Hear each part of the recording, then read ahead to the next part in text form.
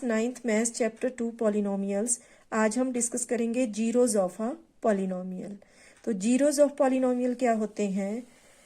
जब हम किसी पॉलिनोमियल में वेरिएबल की पावर को पुट करते हैं और हमारा आंसर जीरो आता है, तब हमने जो वैल्यू पुट की है वेरिएबल की, उसी वैल्यू को हम जीरोज ऑफ पॉलिनोमियल कहते हैं।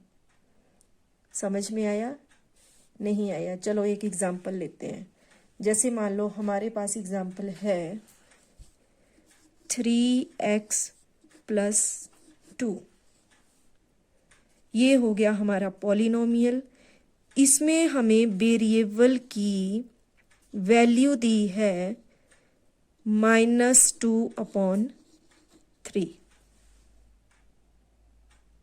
अब हमें क्या करना है? इस वैल्यू को पॉलिनोमियल में पुट करना है। कोई पॉलिनोमियल जिसमें वेरिएबल की वैल्यू को पुट करके हमारा आंसर जीरो आए, तो वो जो वेरिएबल की वैल्यू होगी वही जीरोज ऑफ अ पॉलिनोमियल कहलाएगी। यानी कि इस पॉलिनोमियल में हम वेरिएबल की पावर को पुट करते हैं। तो x की जगह हमारे पास हो गया -2/3 + 2। 3 से 3 कैंसिल, हमारे पास बच गया -2 + 2 = 0। तो यहाँ हम बोल सकते हैं कि x = -2/3 जीरो ऑफ पॉलिनोमियल है। क्यों है? क्योंकि जब हमने x की वैल्यू पॉलिनोमियल में पुट की तो हमारा आंसर जीरो आया। तो इसलिए ये हो गया हमारा जीरोज ऑफ अ पॉलिनोमियल।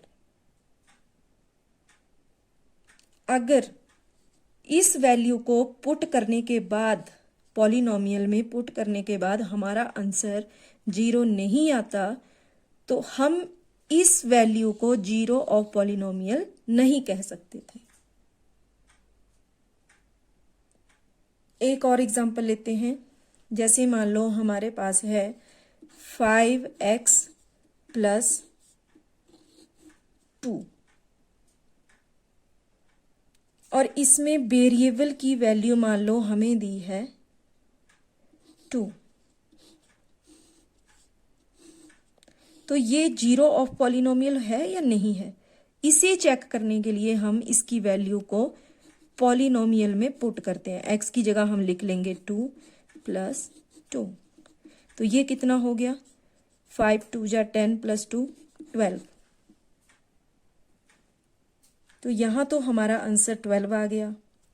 तो इसका मतलब ये हुआ कि x = 2 जो है, ये जीरो ऑफ दिस पॉलिनोमियल नहीं है।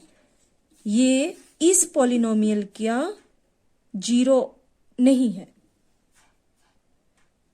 ठीक है? क्योंकि जीरो ऑफ पॉलिनोमियल बनने के लिए इसको यहां जीरो होना बहुत जरूरी था।